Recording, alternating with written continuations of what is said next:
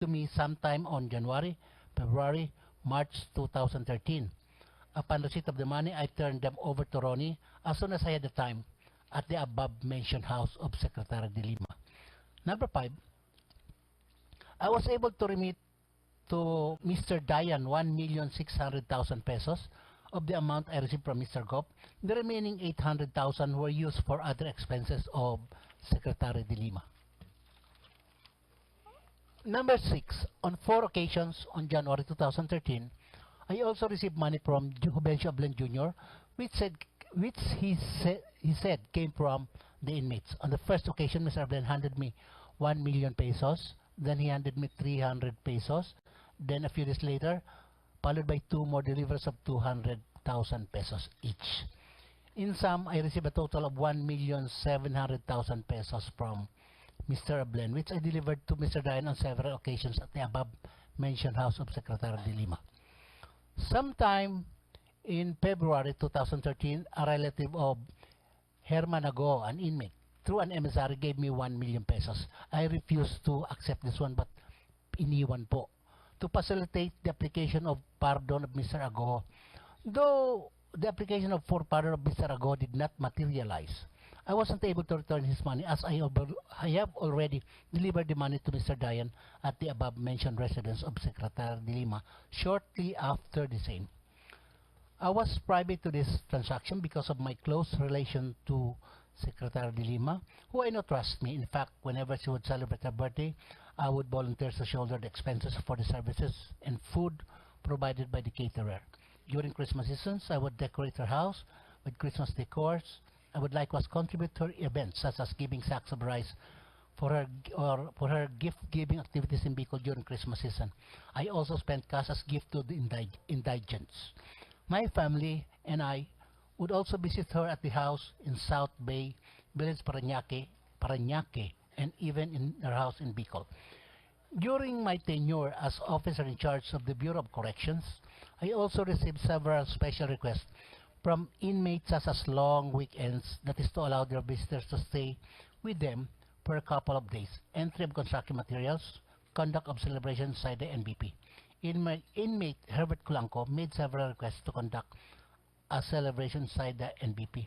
In making some of his requests, he told me that alam na ni Secretary yan, referring to Secretary de Lima.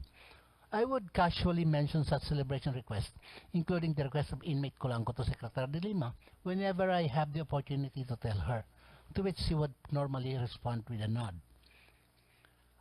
Sometime in February or March 2013, the then Executive Secretary Paquito Ochoa Jr. called and instructed me to facilitate the entry of a certain preacher whose name I could no longer recall to the New Bilibid prison. This includes the vehicle carrying the preacher.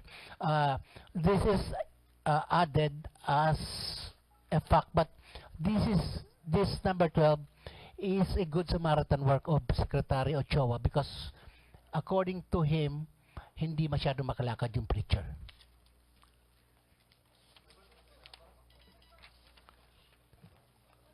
Number 13, I am executing this affidavit to attest to the truth and veracity of the foregoing facts and circumstances and for whatever legal purpose it may serve. In witness thereof, I hereunto affix my signature this 26th day of September 2016 in Quezon City, Philippines. Mr. Director Ragas, having said that affidavit, would you now tell before this committee that would you think that would be your final statement and no more supplemental affidavits in the future? Your Dito ba Honor, sinabi mo na lahat? Baka kasi mamaya meron ka pang nakalimutan. Honor, that is all I can recall. To the as far as I am concerned, I am not perfect and I cannot be. May mga pangyayari po kasi medyo matagal na yun na. It may be not so valuable to me, but sa inyo pwedeng ganun. But insofar as the materiality of any statement, tingin nyo na andyan na po sa lahat sa supplemental affidavit ninyo? Sa tingin ko po, okay na po ito. Okay. Mr. Secretary, may we know the pleasure? Will he be excused now? And shall we proceed with the presentation of another witness? Yes, Mr. Chair. May we call on Vicente C. Okay, Director Ragos, you are excused as of this moment, and please be reminded you will be called later on to answer the queries of each and member of the House. Yes, Your Honor. Thank you. Okay, COMSEC is advised to please usher in the entry of witness. Come again, Secretary, what's the name? Vicente C. Ano ba ito? Chinese national po ulit? Chinese Filipino. Ah. He knows how to speak Tagalog. Mag-iba sila ng sitwasyon ni Mr. Ko. Magkaiba po, pero magkaibigan lang yan. Hindi, ibig sabihin ko, hindi natin kailangan ng interpreter dito.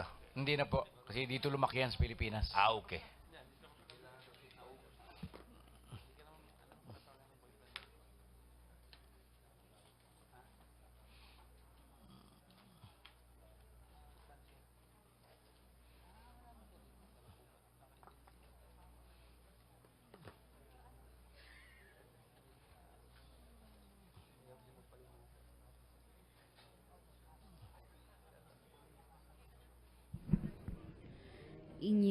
Ating napakinggan ang pahayag ni NBI Director Rafael Ragos at ayon sa kanya, kitang-kita ang kakaibang relasyon nitong si Ronnie Dayan at ni Senator Laila De Lima. Nakatanggap din umano ng pera mula sa senadora itong si NBI Director Rafael Ragos na nakakahalaga nga ng 1,700,000 pesos na personal pang dinala ni Dayan. Dagdag pa niya, alam ng mga inmates ang ginagawa nito sa loob ng kulungan at hindi naman ito sinasaway dahil lang sinasabi lamang ng mga inmates ay alam na nga daw ito ni Senator Laila De Lima. Sa ngayon, inaantay pa natin ang isa pang tetestigo na si Vicente C., isang Chinese national, pero katulad nung kanina kay Peter ko, itong si Vicente C. ay mas nakakaintindi ng Tagalog at tunghayan natin ang kanyang pahayag maya-maya lamang. Members, if you have some queries to the Secretary that you would like to propound. Ayan. Mr. Chair, May we know the pleasure of each member of the House or this committee, but you have some concerns to bring about before this committee before we proceed with the presentation of witness C, Mr. pending Chair. his arrival. Mr. Chairman, Yes, Majority Floor administrative Leader. matter regarding the case of Dayan. Now, during the last meeting, we initially cited him in contempt, but I moved to reconsider it, considering that he has not been given a chance to explain his failure to appear. Now, we are in receipt of the we already have a return of the show cause order that was duly received by Paul Edward Dayan on October 8, and the show cause order directed him, Ronnie Palisok Dayan, to explain in writing within 24 hours from receipt why he should not be cited in contempt pursuant to our rules, and we cited the rule signed by our chairman that the committee may punish any person for contempt by vote of 2/3 of the members present, there being a quorum. The following shall be grounds for citing any person in contempt: refusal without legal excuse to obey summons. Considering this is a nationally televised event, and he has been duly informed, and it has been duly received by a responsible person, Paul Edward Dayan. So, it is obvious that Ronnie Palisok Dayan refuses, without any justifiable excuse, to heed the summons or subpoena duly issued by the Speaker and the show cause order. Now, I therefore move, Mr. Chairman, that we cite Ronnie Palisok Dayan in contempt, and that he will be ordered brought or arrested and brought to this committee to give his testimony. I second the motion. There is a motion on the part of the Majority Leader, duly seconded. Is there any objection? The motion is carried. I just move that we vote, because we need 2/3 vote. Okay. Uh, May we know from the Comsec, if now those who are in favor of the motion, duly seconded. In fact, Mr. Chairman, just move may I state our parliamentary immunity. Our quorum is 20% of membership, which is Our quorum today, sir, is 10. Our quorum is 10. Members present today is 14. So 2/3, we need 9 Nine. votes of Okay. those present here to That's make quite the clear. 2/3 vote. those who are in favor of the motion, please rise.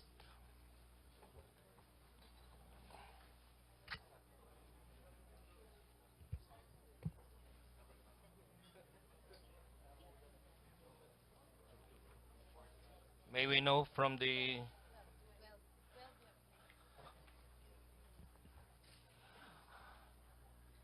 It is quite clear that 12 of the members stood in favor of the motion, and considering that the minimum requirement is already 9, as previously stated, the motion is carried, and Ronnie Balisok Dayan is therefore being held in contempt by this committee, and correspondingly a warrant or an arrest warrant be issued against him to compel his presence before this committee to testify as regards the materiality of all the allegations stated against him before this committee to clear and ferret out the truth of the matters being investigated too.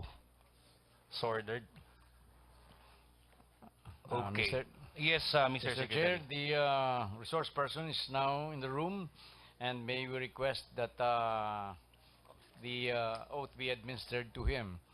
However, Mr. Chair, we would like to manifest that the resource person has a speech impediment, and we will be asking the lawyer to read his statement into the records. But he was born here in the Philippines, and he knows Tagalog. May we know what impediment?